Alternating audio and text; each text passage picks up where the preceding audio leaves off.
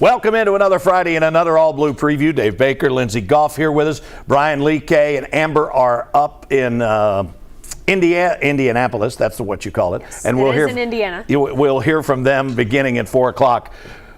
Listen, you're a UK grad. We were just talking about it. This whole thing, this deep March run, for a while, kind of became commonplace. When I was in school, yeah. So I was a freshman, the 2012 run. Yeah. 2013, we don't talk about that. 2014, national runner-up. In 2015, they went 38-1. So I got very accustomed to these long runs.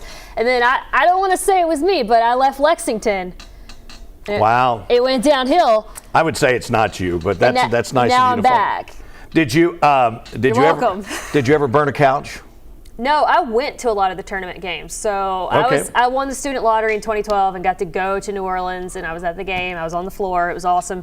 And then I did see them win in Indianapolis in the, what was it, Elite 8, Sweet 16. Right. With the Aaron Harrison. I was there for that. Oh, yeah, absolutely. That was a big run. So. And that was a huge thunderstorm the night before the championship game in New Orleans. Remember that? We were all out doing live stuff right before the game. I can't say I do remember it, Buzz. And that's not because she was working. I don't remember. I remember the game. I love it. I love the honesty, kid. I love that. I remember Rob Bromley got chased into the motorhome instead of the metal scaffolding that they had us all on. All right, so let's talk about this. Third time around for Kentucky and Tennessee. Your thoughts? The guys have said it all week, and I tend to agree. It's very hard to beat a team 3 times, right? But I would rather be the team that's won 2 than lost 2. Sure. They've never met in the tournament either, so it's kind of unprecedented in several ways. Sure. And what I like about it, Kentucky was never at full strength when they met Tennessee these last 2 times, and they're not this time. They don't have Jackson and Kerr, but they're healthier than they were. They've got Lamont and they've got Carr. Yeah, I think it just speaks to the coaching job that Mark Pope has done. And there are some people around the country that I think just try to play it. I mean, this will be, after having beaten Tennessee twice, this is the 3rd meeting, and this will be the 3rd different starting lineup he sent out onto the court against Tennessee. Yeah, and he's a big analytics guy. It's hard to get analytics on a lineup when you don't have consistency in the lineup because of injuries and whatever else. They've had to play around with it and tinker it quite a bit. So, yeah, it is a heck of a coaching job. You know, these guys are an experienced team, experienced players. They've now gotten to be experienced together in this one season. I don't think they have ever looked like the moment was too big for them. But by the same token, when like bulletin board material shows up, these guys are not like freshmen who are afraid to talk about it. I mean, they respond to it. So a couple of things to get your thoughts on. Apparently yesterday during the media session, the Tennessee guys talked about the fact that the last 2 times they just didn't play Tennessee basketball. Right. Which they interpret as locking people up defensively. Well, do you think that Kentucky offense might have had something to do with it? I don't. I mean, it's an interesting correlation, right? Y'all didn't play Tennessee basketball twice. Right. And it was both against Kentucky, so we'll have to see. That wasn't the bulletin board material I thought you were referring to. However. Oh, yeah, I'm getting to that now. Okay. Who was it again? It was the point guard. Who's a point guard? Is it Ziegler? Ziegler. Yeah. It was Ziegler who, when he was here during the first and second round last week, for those of you who have been over to UK, once you get down into the area of the Coliseum where the Joe Kraft Center is, it's split up into 2 different areas. One is the women's, one is the men's. See, I thought he was in the locker room at Rupp for that picture. He was. They both have murals on the wall. They're similar. You're good call. He was right outside the locker room, and so they put up a lot of shots of Kentucky greats and everything. And he decided to fly a bird while he was standing right in front of Jack Givens. That you don't do that here. Yeah. That don't happen here. No. And they didn't think that went through because, like, you had to know you're in the same little region as Kentucky, right? Like, you don't want that getting out. You could see them in the next round. I don't know what he did, but I've said this before. As good of a basketball coach, and Mark Pope said it, as good of a basketball coach is Rick Barnes is, one of the best. He's a better dude. He is really a better dude.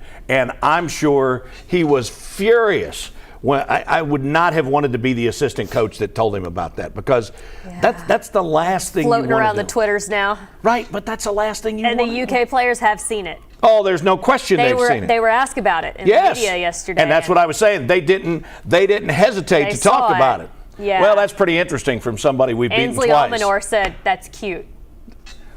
And that was not a compliment. That was not a compliment. No, it wasn't. It has happened before. I remember pre-Lyndsey, like really pre-Lyndsey, back in the 80s. Pre-Lyndsey. Kentucky and Eddie Sutton. They had Kenny Walker, who had a fabulous season, and they played LSU and they beat them 3 times. Home and home, beat them in the SEC tournament, and then they played them in Atlanta as they were trying to get back to the Final Four, and they got beat the 4th time. The 3rd time, it doesn't worry me as much. I mean, I don't know if there's an advantage. I must tell you, I'm really surprised. I haven't looked today, but I think last I saw, Kentucky was about a 4.5-point underdog. 4.5. Or something like that. 4.5. I mean, that just really surprises me. It's going to be interesting to see what the crowd is like.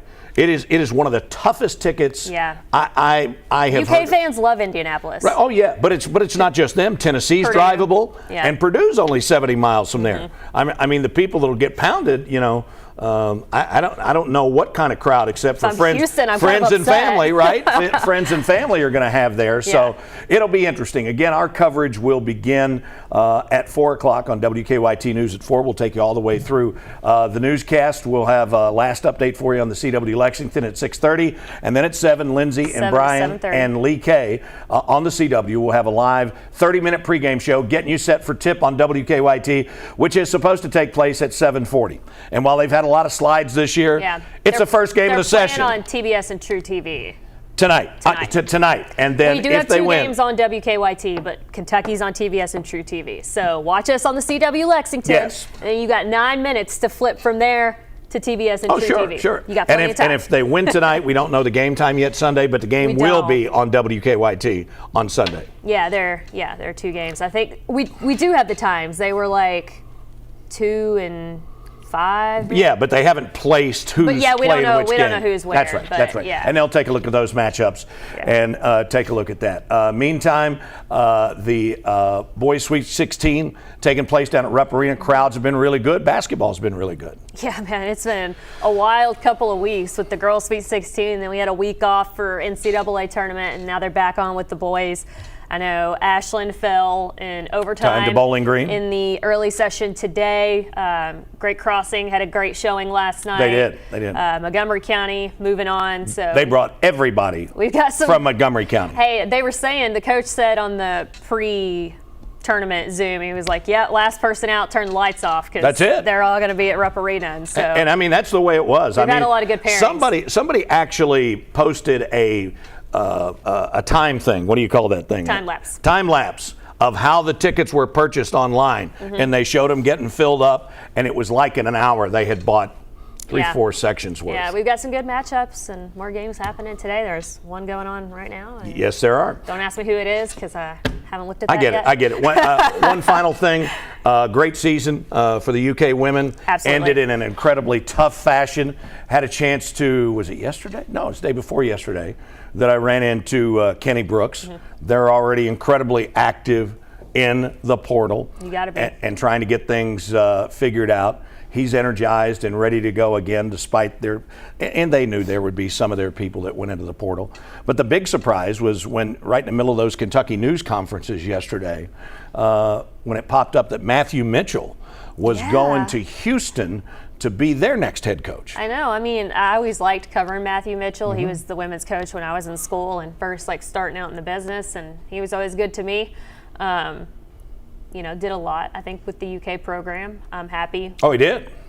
And I'm happy where they are with Kenny Brooks. He didn't wish him well. He didn't have to do this, so that's the interesting thing. Yeah. But he's been chasing around jobs for the last couple of years, and he'd just written a book. Coaches get the itch. It's hard to. He's been going around and doing motivational speaking and speaking on team building and things, and had taken that very, very seriously. He always came to the women's games too. Even after he stepped down at UK, I would see him in the crowd all the time when I would go cover women's games. And supposedly within the last month or so, he had given $3 million for them to use for NIL. And so, he and Jenna have both been very blessed, but we wish him nothing but the best. Love to see him play. A little home and home? Yeah, that'd be awesome. Wow. Why not? Well, that'll be interesting.